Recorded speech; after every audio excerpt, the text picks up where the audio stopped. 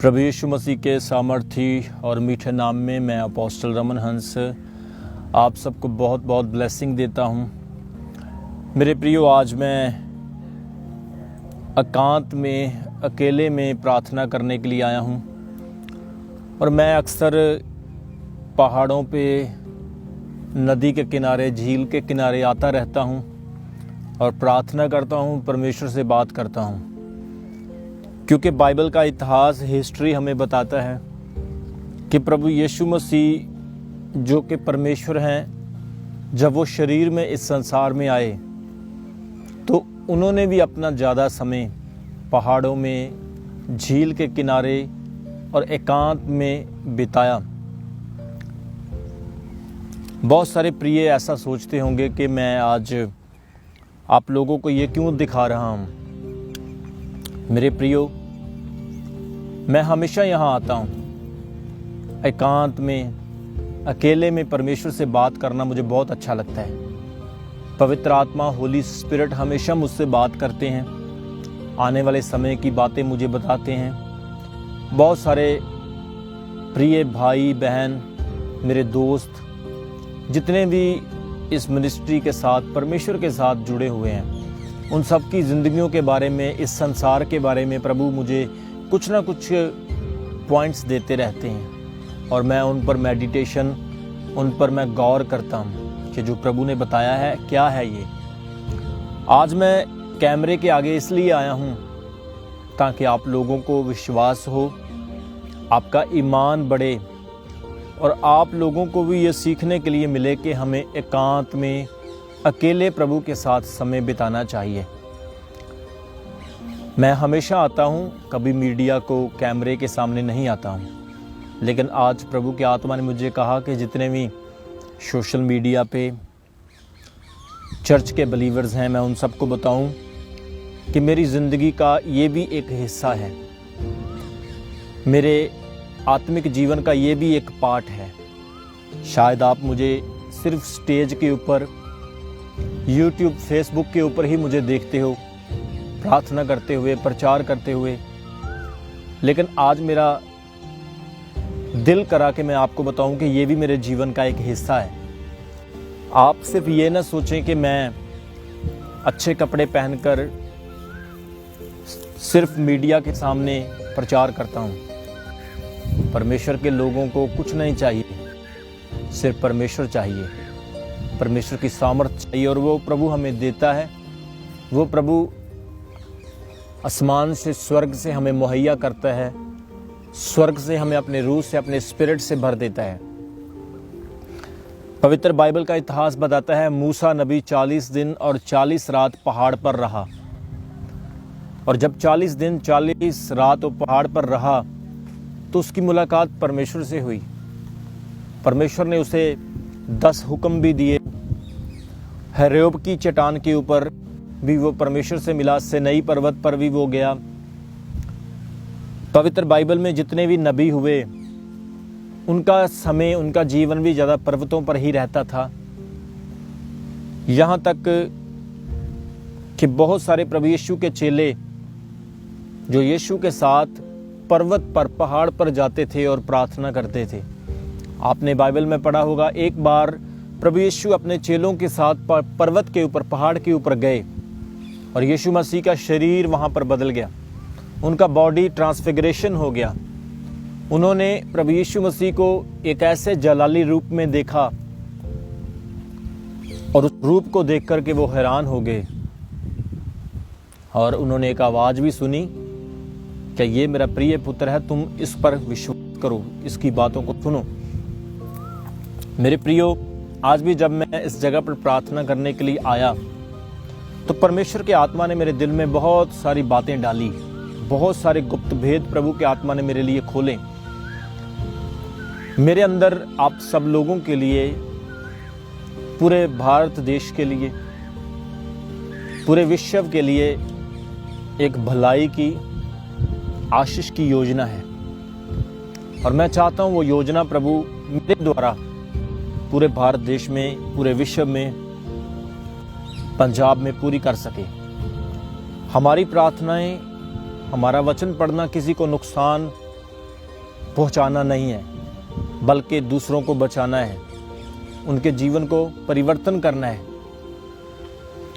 प्रभु के वचन में लिखा है, जब सदोम और अमोरा में बुराई बढ़ गई थी, लोग परमेश्वर से दूर जा रहे थे, आदमी आदमियों से शादी कर रहे थे, इतना पाप बढ़ गया था कि वो जानवरों से भी बदतर हो चुके थे। परमेश्वर ने उनको सुधरने का मौका दिया, लेकिन वो सुधरे नहीं। बाइबल कहती है, परमेश्वर ने अब्राहम से कहा कि अब्राहम देख, मैं सदोम और अमोरा को आग से नष्ट करने वाला हूं। और अब्राहम ने कहा, प्रभु यदि वहां पर 50 लोग धर्मी हो गए तो आप फिर भी उन्हें नाश कर देंगे। प्रभु ने कहा नहीं। अगर उसने कहा 45, 40, 30, 20, कम से कम अगर 10 होंगे तो परमेश्वर बोला मैं तब भी छोड़ दूंगा। लेकिन अफसोस की बात कि वहां पर 50, 40, 30, 20, 10 तो छोड़ो, एक भी धर्म नहीं था वहां पर, जिसकी वजह से परमेश्वर ने सदोम और अमोरा को आग बरस कर नाश कर दिया। और लूत की फैमिली को परमेश्वर ने उस शहर से बाहर भेज दिया कि वो परिवार बच जाए। बहुत सारे प्रिय जब बाइबल को पढ़ते हैं तो वो सोचते हैं परमेश्वर इतना बेरहम कैसे हो सकता है, जिसने सदोम और अमोरा पर तरस नहीं खाया और उन्हें नाश कर दिया। मेरे प्रियो, सदोम और अमोरा की कंडीशन इतनी ज़्यादा खराब हो चुकी थी, बाइबल बताती है कि वो लोग परमेश्वर की आवाज़ सुनने के लिए तैयार नहीं थे। वो सेक्सुअल इमोशनली में, व्यभिचार में इतना बढ़ चुके थे कि आदमी परमेश्वर को इस चीज का दुख था कि ये लोग अपने जीवन का विनाश कर रहे हैं और प्रभु चाहते थे कि ये सुधर जाएं, और परमेश्वर ने उनके लिए नाश कर दिया ताकि उनमें से कोई ऐसी जनरेशन ना निकले जो आगे जाकर और भी परमेश्वर की सृष्टि को, प्रभु के लोगों को बर्बाद कर दे। इसलिए परमेश्वर ने उसका विनाश किया। और हमारी हुकूमत, हमारी सरकार लोगों को ये बता रही है कि एक दूसरे से दूर रहो, एक दूसरे से कांटेक्ट ना करो। कहीं ऐसा ना हो कि आपके एक दूसरे के करीब आने से किसी दूसरे को कोरोना वायरस हो जाए। लॉकडाउन हो चुका है, बिजनेस बंद हो गए हैं, लोग अपने घरों में हैं। और सबसे बड़ी चीज हम देखते हैं कि सरकार ये क्यों कर रही है, ताकि ये बीमारी बढ़े ना। तो परमेश्वर ने उस चीज को नाश क्यों किया? वो भी एक बीमारी की तरह थी, वो लोग भी सुधरने वाले नहीं थे। आपको पता, जब नूह नबी का फ्लड आया था, नोहा का टाइम था, बाइबल बताती है कि परमेश्वर ने 120 साल का टाइम दिया लोगों को, और नूह नबी प्रचार करता रहा, लेकिन किसी ने उसका प्रचार नहीं सुना। लोग उसे मजाक करते थे, उसे ठट्ठा करते थे और कहते थे कि बुढ़ापे में ये सठिया गया है। लेकिन देखिए, जब बारिश आना शुरू हुआ, बाढ़ आना शुरू हुआ, बाइबल कहता है कि सब लोग डूबने लगे, धरती से पानी के सोमे फूटने लगे, चश्मे फूटने लगे, ऊपर से भी पानी, नीचे से भी पानी, पहाड़ डूब गए, इतना पानी आ गया। सिर्फ वही लोग बचे जो नूह के साथ थे, और जो जानवर जहाज में परमेश्वर की आज्ञा के द्वारा जोड़ा जोड़ा, नर और मादा दोनों अंदर चले गए थे। और बाद में उन लोगों ने रियलाइज किया, नूह नबी को आवाज लगाना शुरू किया, नूह को बोलने लगे कि हमें बचा ले, हमें बचा ले, हमें माफ कर दे, हमने तेरी आवाज को नहीं सुना। आप एक चीज को याद रखें प्रियो, इस धरती पर रहते हुए, इस संसार में रहते हुए ही आपके पास तौबा करने का वक्त है। स्वर्ग में आपको माफी नहीं मिलेगी, यहां पर माफी है। आपने कितने भी अपराध किए हैं, गुनाह किए हैं, प्रभु आपको यहां पर माफ कर देंगे, लेकिन वहां पर आपको माफी नहीं मिलेगी। नूह के समय के लोग भी वहीं पर माफी मांग रहे थे जब वो जहाज के ऊपर चढ़ गए थे और पानी भर चुका था और लोग डूबने लगे थे।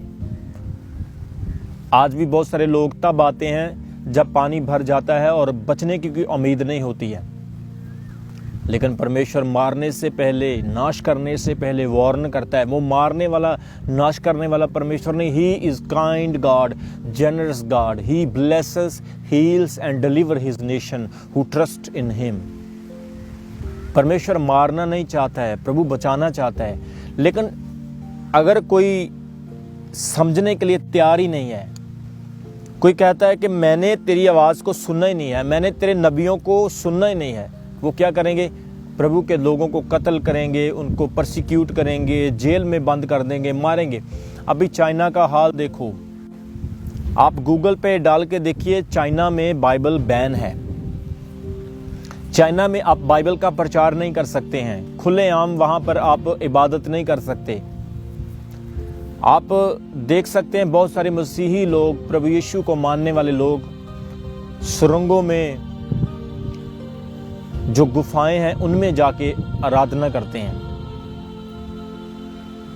बहुत सारे मसीही लोगों को, बहुत सारे पास्टर्स को चाइना के लोगों ने आग लगा दी, उनको जेलों में मार दिया, बहुत सारे पास्टर्स का लहू बहाया।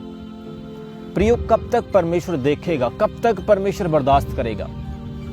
आप इस चीज को याद रखिए, कोरोना वायरस से दुनिया नहीं मरेगी, कोरोना वायरस से सारा संसार नाश नहीं होगा। बाइबल बताती है corona virus is a not disease which is sent to destroy people.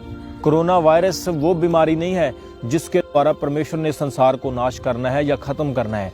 Bible बताती है अंतिम दिनों में जब इस संसार का विनाश होगा तो आग से होगा, फायर से होगा। मलाकी नबी ने भी इसकी भविष्यवाणी की है और भी बहुत सारे नबियों ने इसके बारे में भविष्यवाणियां पहले से कर दी है।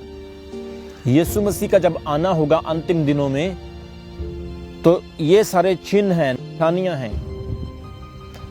ये कोरोना वायरस चमगिद्दड़ से आया है, सूअर से आया है, सांप से आया है या किसी ने खुद बनाया है, हमें इससे कुछ लेना देना नहीं है। आप लोगों को बस ये समझना है कि कोरोना वायरस किसी भी वजह से आया है, लेकिन ये बाइबल में ऑलरेडी लिख दिया गया है कि ये होना ही होना है। इसलिए आप लोगों को प्रार्थना में, प्रभु यीशु के प्रेम में, परमेश्वर के वचन के नजदीक करीब आने की जरूरत है। वचन को ज्यादा से ज्यादा अध्ययन करने की, पढ़ने की जरूरत है। प्रियो, प्रभु का वचन जो है ये एक ऐसी किताब है, ऐसा पवित्र शास्त्र है जो आज तक लोगों की जिंदगियों को बदल रहा है। Billions of people, million billion people, लाखों लोग जो हैं, करोड़ों लोग जो हैं, वो यीशु मसीह को हर साल, हर महीने ग्रहण करते हैं, हर दिन ग्रहण करते हैं। क्या उनको कोई जबरदस्ती कर रहा है, लालच दे रहा है या उनके ऊपर बंदूक या तलवार रखी हुई है?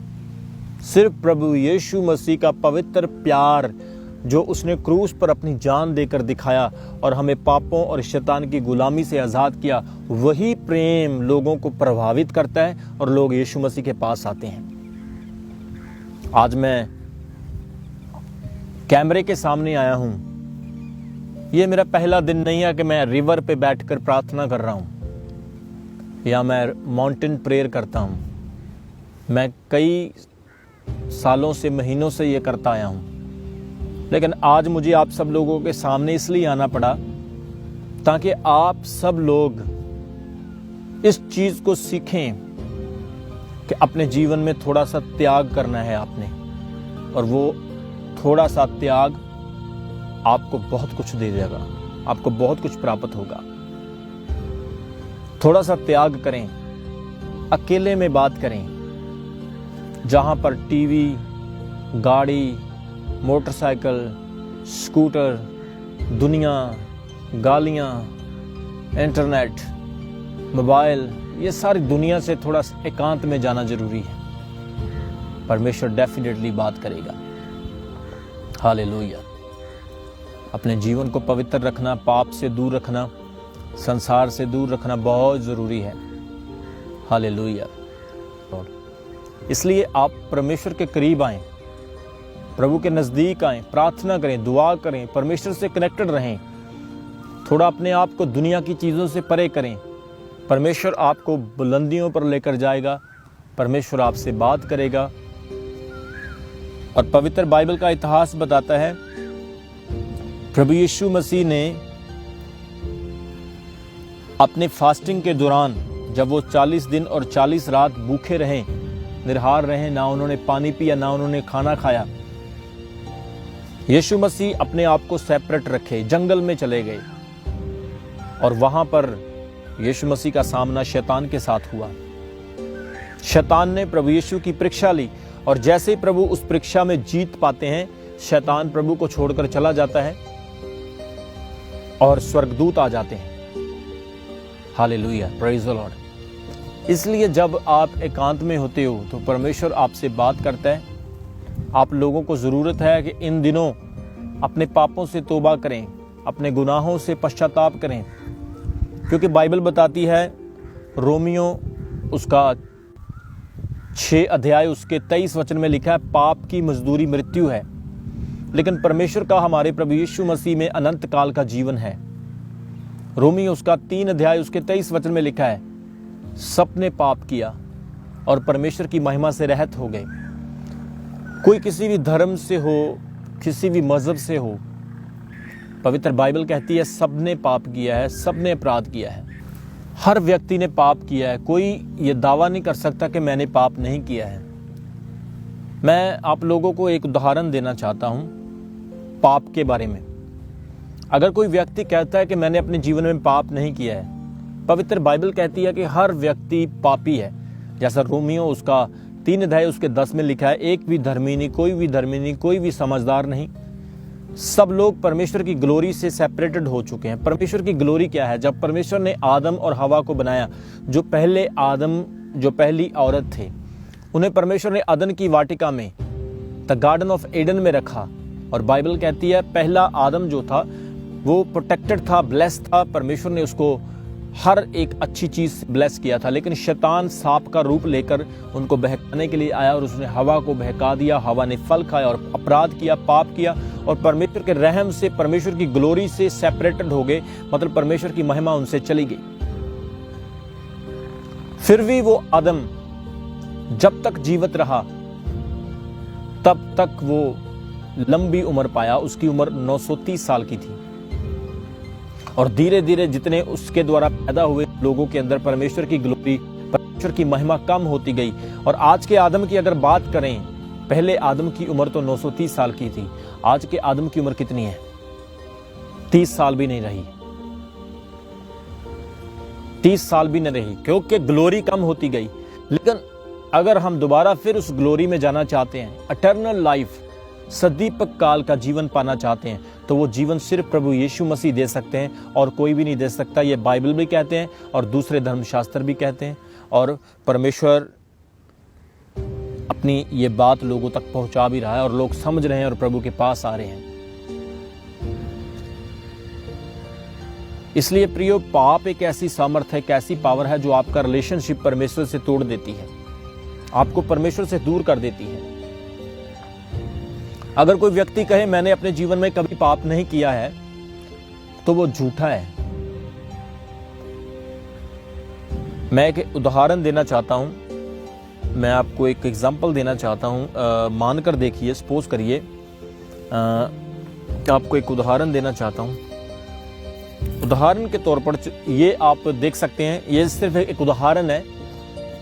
मान लो ये एक फल देने वाला पेड़ है और जब इसे फल नहीं लगे थे तो इसके फल कहां थे? बताइए मुझे। जब इस पेड़ को फल नहीं लगे थे तो इसके फल कहां थे? इसके अंदर। इसी तरह से जब मैं पैदा हुआ तो पाप मेरे अंदर था। जब मैं पैदा नहीं हुआ तो मेरे पिता के अंदर पाप था। जब मेरे पिता नहीं पैदा हुए तो उनके पिता के अंदर पाप था।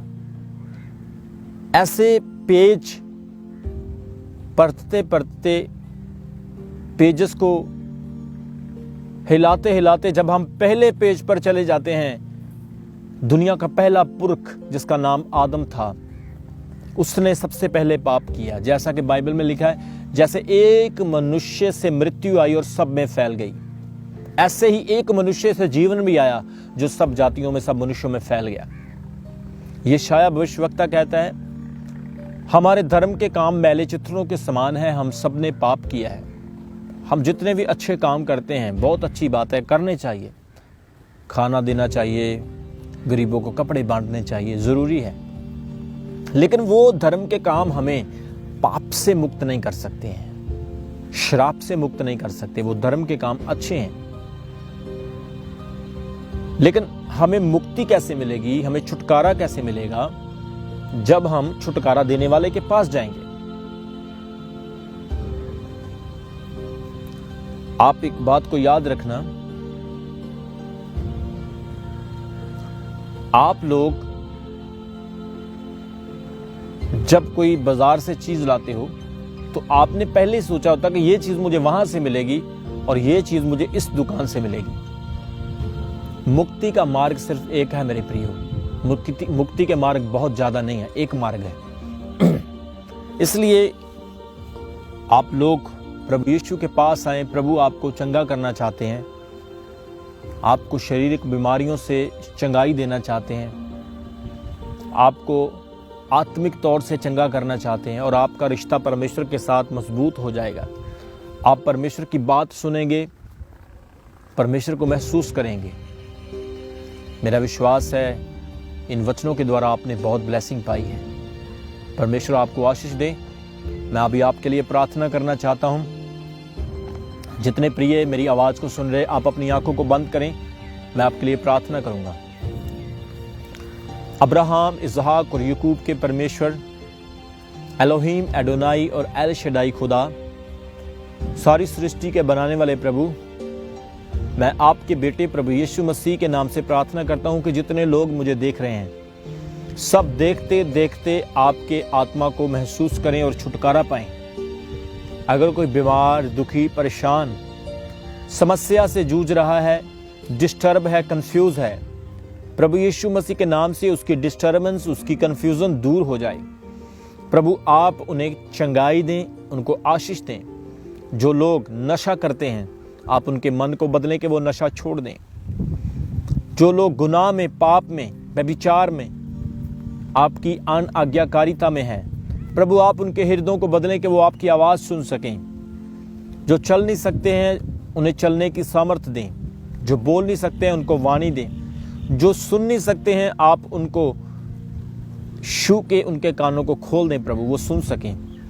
Kidney, heart, liver, spinal cord, paralyse, चमड़ी के रोग, दिमाग के रोग, एटर्नल रोग, गुप्त रोग, डायबिटीज, ब्लड प्रेशर, थायराइड, गठिया, पीलिया, जितनी भी बीमारियां जो साइंस में है, सारी बीमारियां यीशु मसीह के लहू से चली जाए और धुल जाए और ये सब स्वस्थ हों, चंगे हों।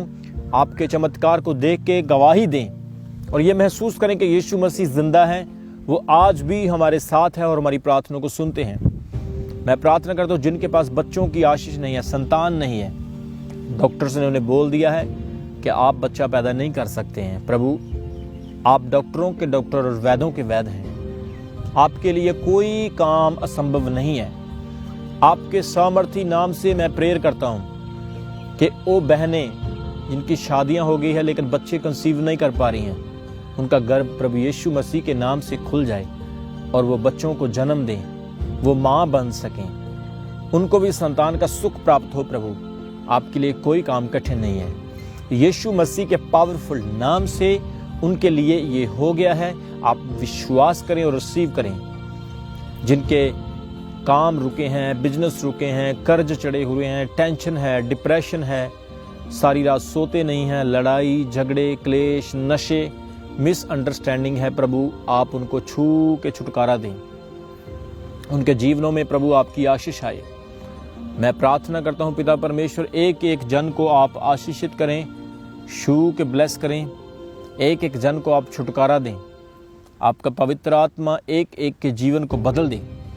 मैं प्रार्थना करता हूँ प्रभु जी, जो लोग प्रॉपर्टी के, अपने पर्सनल बिजनेस, नौकरी कर रहे हैं, उनके घरों पर, उनके पैसे पर आपकी आशीष हो, बरकत हो। उनके काम खुलें और पेट भर के खाएं पिएं और आपको ना भूलें, आपका धन्यवाद करते रहें, आपके प्रभु कामों में बढ़ते रहें। मैं प्रार्थना करता हूँ हर जन आशीष पाए, हर ब्लेसिंग इनके जीवन में आए, हर श्राप टूटे, हर बरकत खुले, शैतान के घर टूटे इनके जीवन से, दुष्ट आत्माओं से जकड़े लोग आज़ादी पाएं और परमेश्वर आपका हाथ इनकी लाइफ में बना रहे।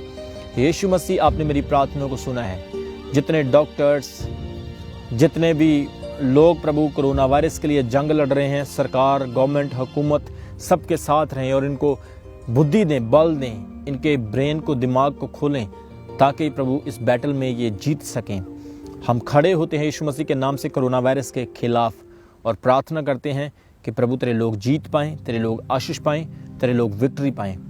प्रार्थना करता हूँ सब लोगों को आपने हील किया है, ब्लेस किया है, गढ़ों को तोड़ दिया है और प्रभु यीशु आपने इनको चंगा कर दिया है। यीशु मसीह के नाम से ये गवाहियों के साथ आए, नाचते हुए, गाते हुए, आनंद के साथ, खुशी के साथ नाचते हुए आपकी गवाही दें। धन्यवाद करता हूँ प्रभु यीशु मसीह के नाम से इस प्रार्थना को मांगता और पाता हूँ। आमीन, आमीन, आमीन। पिता परमेश्वर यीशु मसीह आपको बहुत आशीष दे, आपको शांति दे, आपको सुकून दे। ऐसे ही प्रभु की सेवा में बढ़ते रहें और इस चर्च के साथ, मिनिस्ट्री के साथ जुड़े रहें। मैं आप सबको यीशु मसीह के नाम में आशीष देता हूँ, ब्लेसिंग देता हूँ।